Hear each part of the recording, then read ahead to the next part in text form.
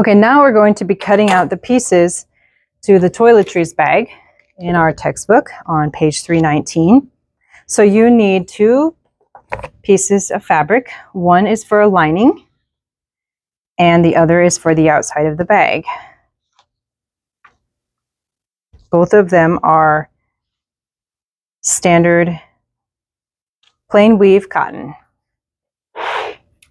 Okay, so I've done the same thing. Oh, just kidding, I haven't. I went to the website and I printed off the pattern. And I also measured and cut a pattern out of paper for the zipper tab. So what we have to do is, we need our 2 cottons. We need some more of the fusible batting, and we need some more fusible woven interfacing. So we are going to cut on the fold. So this is the side of this is the center of our bag right here. So we'll cut on the fold, and then we'll have 2 pieces, 2 mirror image once it's done. So we need to cut 2 on the fold of each fabric. So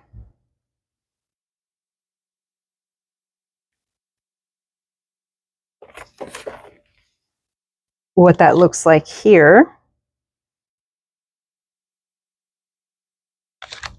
is, here's the outer fabric and here's the lining fabric.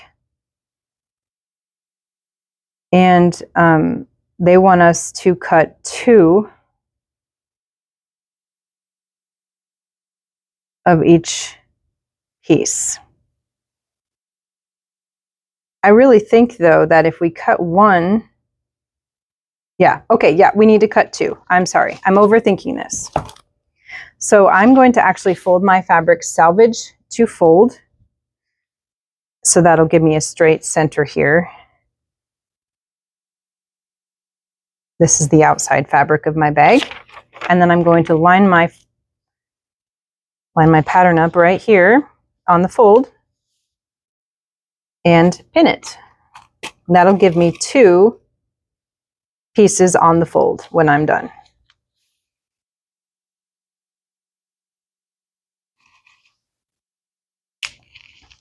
Anytime you have details like this, you want to put pins near them so that you keep their shape when you're cutting. Okay. I know that this could be folded more efficiently, but I'm going to just cut it like this today. So now you don't want to cut any of that side because that's the fold.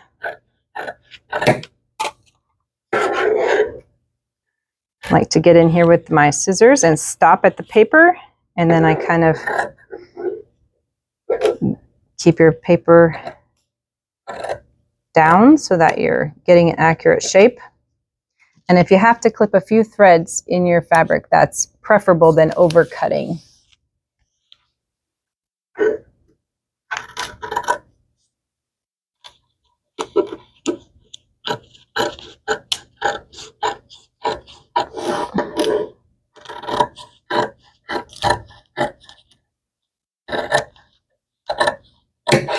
Okay. Take out my pins. I'm actually going to use this pattern piece on the lining, so I need it again. But if I unfold this, I have the front of the bag and the back of the bag, the outside of the bag. That's why we needed 2 on the fold. Let's do that again with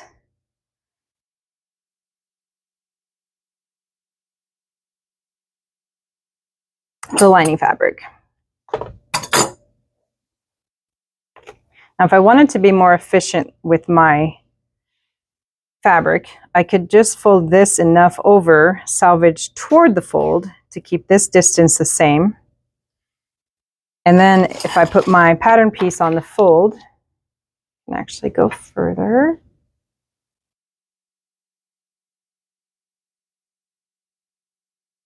So you do want to measure to make sure your fold to the salvage is the same. Otherwise, you did not fold straight. Okay, so now I'm going to put this piece and cut it out. And that'll give me more leftover fabric here because it'll be on the fold and it'll open up wider for another project. I'm actually going to cut my zipper tab out of this fabric too. So I'll show you where that is. I don't need as many layers though, so I'm going to cut this out first.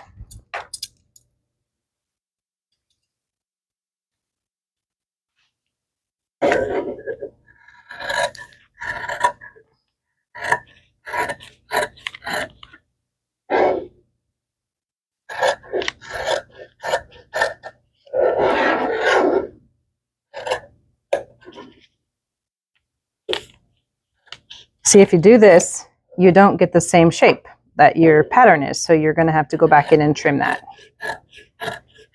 That's why we don't do it that way.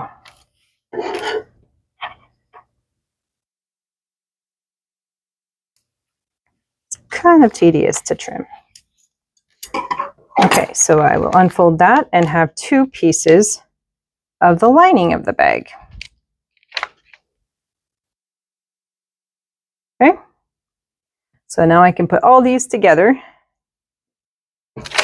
with my pattern piece, set them aside, and now I'm going to cut out that little piece for my zipper tab.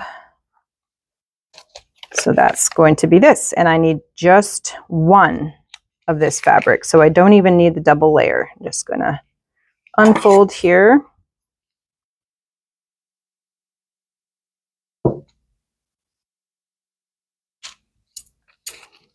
Place it. You can sort of see the grain in the fabric and line up the edge of the paper with it. This piece is not exactly crucial to have it on the grain. It says cut one of the lining and one of the fabrics, so I'm going to cut one out of the other fabric too.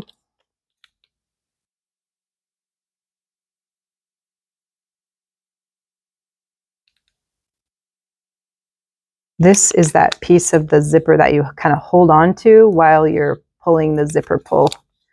Kind of gives you something to grab.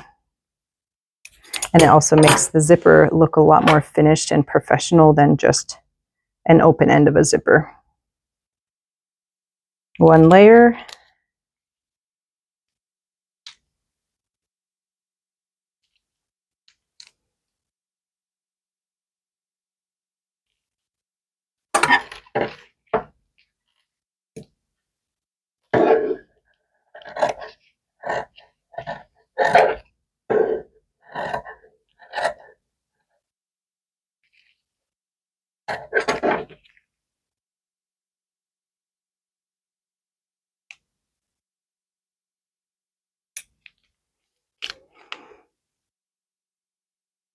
Okay, so we have two of that piece.